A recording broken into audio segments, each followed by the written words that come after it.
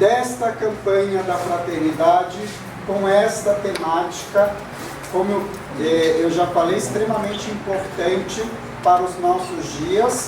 Ela é importante, necessária e permanente, né? Falar de ecologia integral. Então, veja, o documento base da CF, da campanha da fraternidade, ela traz algumas ideias, algumas propostas, né, para que a gente pense essa temática. Lembrando o seguinte, a campanha da fraternidade, ela surgiu no Nordeste, na região Nordeste do país, nas igrejas, nas comunidades eclesiais de base, né, como temas, assim, para quem não é católico, nós temos um período no ano, né, a igreja, ela, dentro do seu ciclo religioso, ela tem um ciclo que é chamado período de ciclo litúrgico. E esse tempo litúrgico, ele tem ciclos, melhor dizendo. Tá? E um desses ciclos é chamado de quaresma. Quaresma é um tempo penitencial.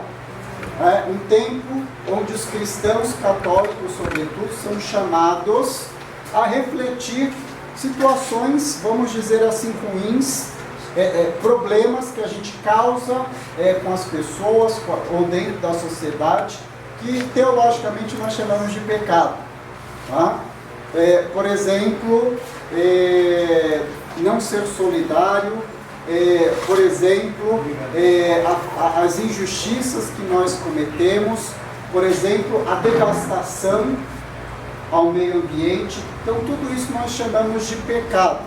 Tá? E aí, esse tempo da quaresma é um tempo que nós nos colocamos, nós cristãos católicos, para refletir sobre essas situações, no sentido de dizer, olha, eu fiz isso de errado, eu estou fazendo, seja esses meus erros pessoais, sejam os erros que eu ajudo a sociedade a cometer.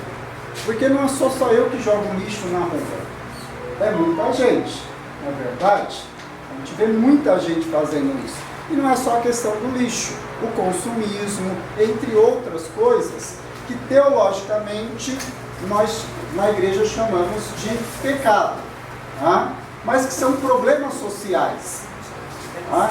E esses problemas ditos sociais, eles evidentemente trazem transtorno para a sociedade, mas também para o planeta, que a gente ultimamente tem chamado de casa comum. Por que casa comum? Porque esse termo é inspirado na própria palavra ecologia. Essa palavra ecologia é uma palavra grega.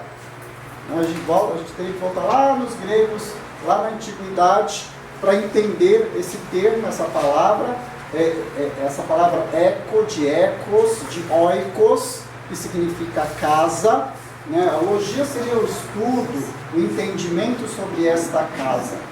E o comum aí vem nesse sentido de bem comum, como Aristóteles lá atrás falava que nós, seres humanos, todos somos animais políticos, e no fundo, nós visamos o bem comum, porque com o bem comum todos alcançamos a felicidade.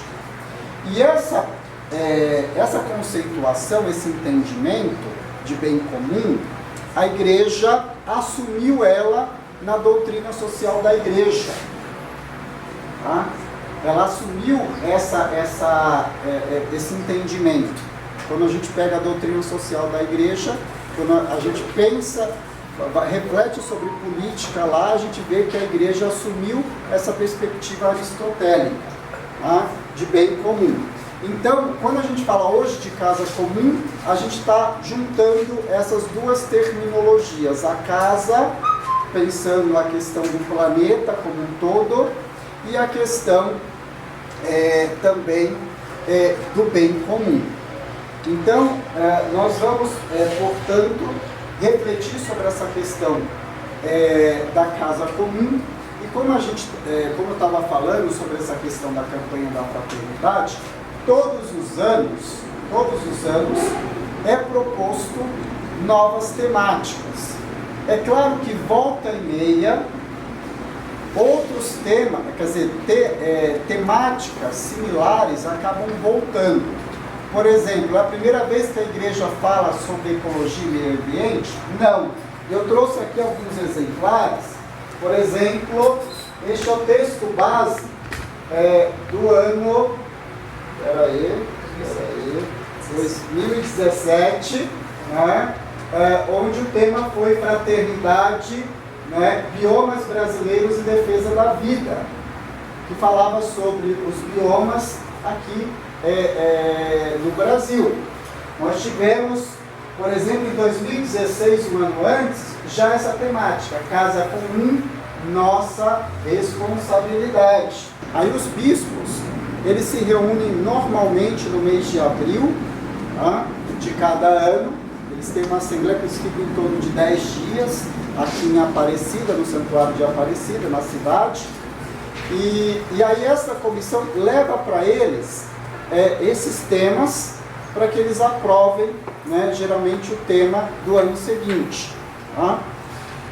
E assim acontece a cada ano esses temas que são tratados para que a gente possa estar refletindo. A gente tem até refletido em casa, né, sobre essa questão, né, sobretudo minha esposa falava que assim, às vezes, talvez é uma questão que a gente até vai sugerir dentro da organização das campanhas, que de repente a gente não reflita apenas um ano, mas de repente fique naquele tema pelo menos uns 3 anos, para que a gente possa aprofundar melhor.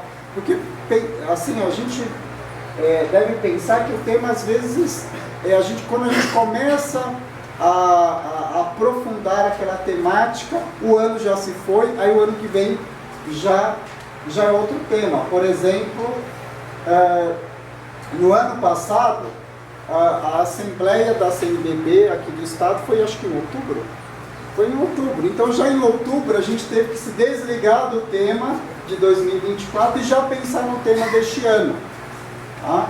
E pensando na questão das formações, dos encontros, de como discutir isso na igreja, em parcerias com outras entidades religiosas, não ecumênicas, parcerias também com os governos municipais, e é claro que também na esfera estadual e federal também. Depois eu vou falar da questão do lançamento da campanha nas esferas também nacional, estadual e também nos municípios. Então, a campanha da fraternidade, portanto, ela tem esta proposta de levar não somente o povo cristão, mas toda a sociedade humana, né, a refletir problemas na sociedade. E não são problemas apenas para a gente ficar contemplando o problema e falando assim, nossa, olha lá, não é? O lixo que o povo jogou ali, e está ali, e vai ficar ali, e ninguém vai tirar dali. E às vezes não adianta a prefeitura tirar, porque no outro dia o povo vai lá e joga de novo. Tá? Então a questão é a gente refletir também a nossa culpa, a nossa consciência, a nossa responsabilidade, tá? De como nós podemos mudar situações como essa. Tá? Quais são as motivações para trabalharmos a campanha da fraternidade no ano de 2025? Porque, gente, eu vou ser real com vocês algumas questões. Tá?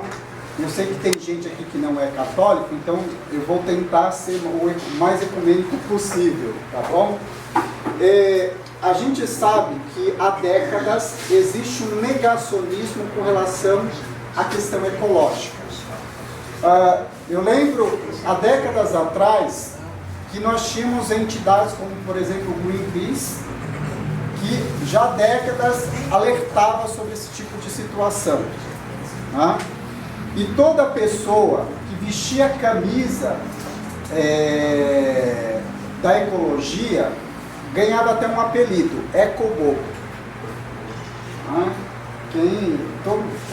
Vocês já devem ter ouvido esse tipo de expressão.